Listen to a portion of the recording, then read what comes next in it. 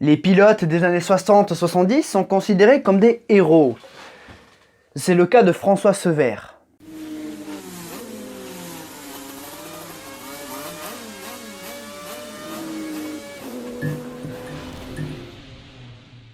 Ce pilote français du début des années 70 a marqué la Formule 1 par son passage. Ses qualités de pilote, très talentueux, faisaient de lui un futur champion, et ses qualités humaines faisaient de lui une star. Beau gosse impliqué, beaucoup connaissent aujourd'hui François Sever, surtout pour sa triste fin. Alors qu'il était sur le point de succéder à Jackie Stewart chez Tyrrell et de devenir numéro 1 et véritablement prétendant pour le titre, le Français se tue à Watkins Glen. Bienvenue pour ce nouveau numéro de Pas champion mais victorieux, consacré à François Sever.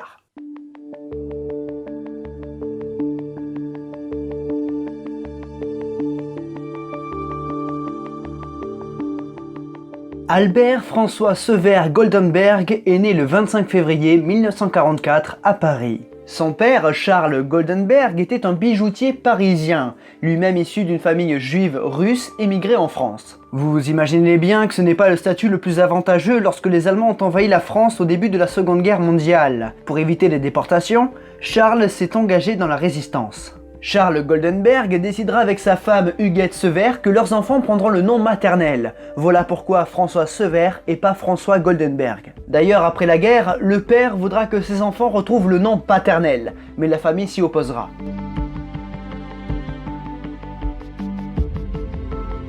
Un peu comme Damon Hill plus tard, François se passionne dans un premier temps pour les deux roues. Mais en 1966, juste après son service militaire, François va passer sur 4 roues. Il s'inscrit à une école de pilotage au Mans, puis à Manicourt. En parallèle, François s'inscrit au Volant Shell qui offre aux vainqueurs une bourse suffisante pour évoluer en championnat de France de F3. François est en finale face à Patrick Depailler et c'est le Parisien qui remporte le volant. Sa première saison à F3 est délicate.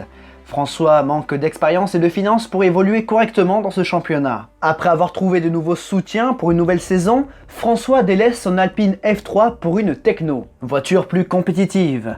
Sever joue maintenant les premiers rôles et remporte des courses. Il lutte au championnat face à Jean-Pierre Jabouille et il remporte la F3 française. François continue alors de grimper les échelons et passe en Formule 2, toujours avec Techno, mais cette fois avec le soutien de l'écurie officielle. Sever remporte une course et décroche un podium et il termine 3ème de la saison européenne de F2. Cette même année, comme il se faisait souvent à l'époque, certaines F2 étaient mélangées aux Formule 1 pour quelques grands prix, comme au Grand Prix d'Allemagne 1969. C'était donc l'occasion de se montrer. Malheureusement, Sever sera victime d'un souci de transmission au 9e tour. Aussi, à l'époque, il n'était pas rare que certains pilotes de Formule 1 descendaient en F2 pour faire quelques piges, histoire de garder la forme.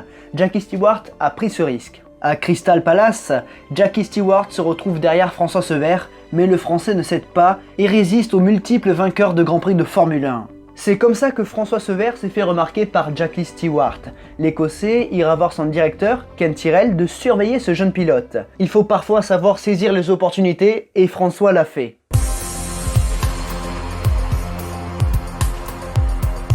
La recommandation de Stewart à Tyrrell a bien été entendue. Lorsque Johnny Servoz-Gavin prend sa retraite après le Grand Prix de Monaco 1970, Tyrrell décide de le remplacer par François Sever.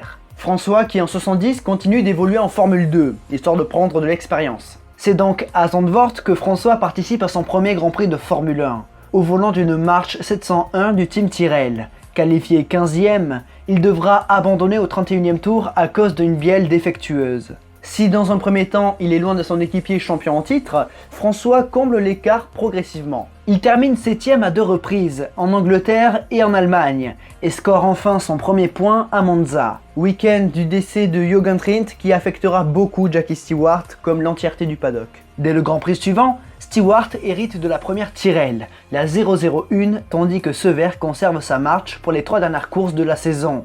Mais il ne marque plus le moindre point. C'était une année d'apprentissage dans une voiture plutôt médiocre. La saison 71 devrait mieux se passer.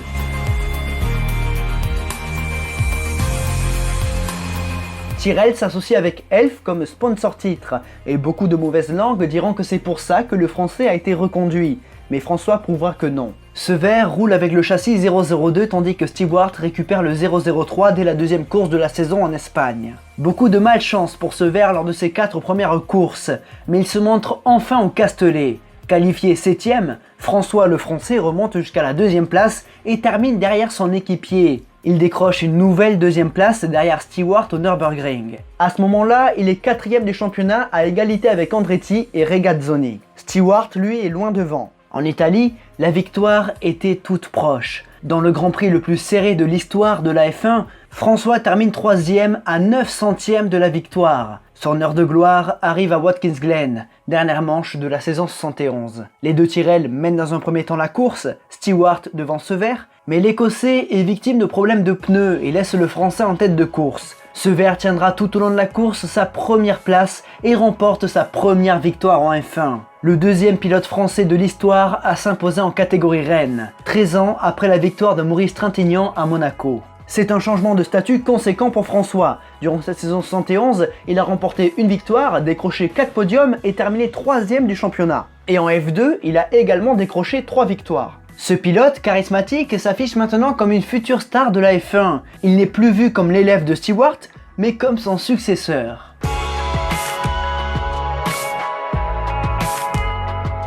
La Tyrrell de 1972 n'est plus la voiture la plus performante. Stewart arrive à tirer quelquefois son épingle du jeu face à la redoutable Lotus de Fittipaldi, mais Sever est plus en difficulté. Il décroche 2 deuxièmes places à Nivelles et à Watkins Glen, ainsi qu'une 4ème place sur le tortueux circuit de Charade. Il termine 6ème du championnat. Mais comme beaucoup de pilotes à l'époque, François était polyvalent. Il faisait aussi des courses en endurance. En 70, il a participé à ses premières 24 heures du Mans. C'était au volant d'une Matra en compagnie de Jack Brabham, mais l'équipage a dû abandonner. Toujours en 70, il a participé également à une autre épreuve majeure de l'endurance, les 12 heures de Sebring, et a terminé 12ème avec Dan Gurney, toujours au volant d'une Matra. En 72, il retrouve les 24 heures du Mans. Cette année, les Matras sont les favorites et Sever fait équipe avec Howden Ganley. Ils lutteront toute la course face à Henri Pescarolo et Graham Hill sur la voiture sœur et perdront la bataille. Sever et Ganley terminent 2ème du double tour d'horloge. Il tentera de nouveau sa chance en 73, cette fois-ci avec son beau-frère Jean-Pierre Beltoise. Et oui, Jean-Pierre Beltoise s'est marié avec la sœur de François, Jacqueline Sever. Mais lors des 24 heures du Mans 73, la petite famille n'ira pas au bout de la course.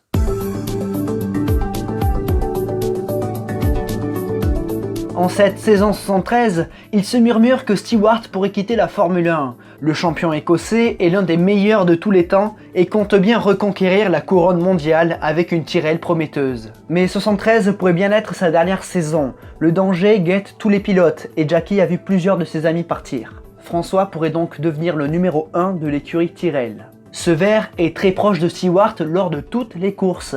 S'il ne remporte pas de victoire, il décroche 7 podiums dans 6 deuxièmes places. En fin d'année, il joue la place de vice-champion du monde tandis que son équipier remporte le titre à Monza 2 courses avant la fin de la saison. Malheureusement pour le Français, il se blesse à Mosport Park au Canada l'avant-dernière course de la saison. Alors qu'il luttait face à Scheckter, le Sud-Africain, très rugueux, n'a laissé aucune place au Français qui sort violemment de la piste. Sever est vite sorti de sa voiture pour s'expliquer avec Jody Scheckter et les commissaires interviendront pour séparer les deux pilotes. François ne mâche pas ses mots envers Jody Scheckter et cela gêne un petit peu Ken Tyrrell qui avait déjà commencé à discuter avec le Sud-Africain pour le poste de deuxième pilote en 1974. Bref, luxation de la cheville pour François Sever, mais ça devrait aller pour la dernière course de la saison.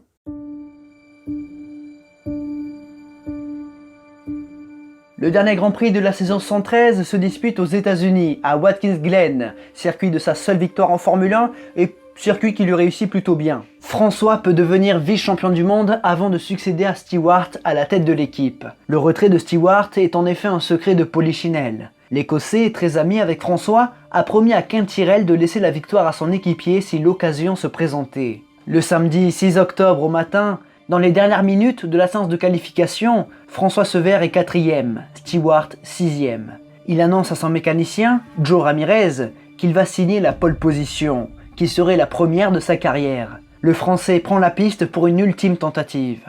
Sever est à l'attaque, mais pour une raison inexpliquée, sa voiture décroche dans la portion rapide. Sa Tyrrell percute le rail de droite, rebondit, décolle et atterrit contre le rail de gauche. Elle glisse et le rail se disloque, faisant effet de guillotine. François Sever vient de partir. Jody Scheckter, qui suivait le Français, arrive dans la foulée. Il constate avec effroi qu'il n'y a rien à faire. Jean-Pierre Beltoise arrive également, mais le Sud-Africain le repousse en lui disant que c'est un carnage, que le spectacle est horrible. Jean-Pierre comprend rapidement que son beau-frère vient de le quitter. Stewart et Eamon annoncent la triste nouvelle à Ken Tyrrell, et Jackie annonce officiellement le décès de son ami et coéquipier. Le monde du sport auto est très touché. Il perd non seulement un pilote talentueux, mais aussi un homme charismatique, intelligent et aimé de tous. Jackie Stewart veut dans un premier temps disputer la course, pensant que c'est ce que François aurait voulu, mais sa femme Hélène s'y oppose. Tyrrell se retire donc de l'épreuve et Jackie Stewart ne disputera jamais son 100e Grand Prix de Formule 1. Une semaine après, il annonce officiellement sa retraite de la compétition. Jean-Pierre Rive, journaliste français, déclarera qu'en 8 jours, la Formule 1 a perdu son champion et son prince. François Severt est donc décédé le 6 octobre 1973 à l'âge de 29 ans. Son passage en F1 fut aussi marquant que court. Et aujourd'hui, on se souvient de François Severt comme d'un champion en devenir et probablement comme l'un des meilleurs pilotes français de la catégorie. Mesdames et messieurs, nous arrivons au bout de ce pas champion mais victorieux consacré à François Severt. J'espère que j'aurai bien réussi à retranscrire sa carrière. C'est un pilote qui aujourd'hui en France est connu comme probablement l'un des meilleurs pilotes français de l'histoire.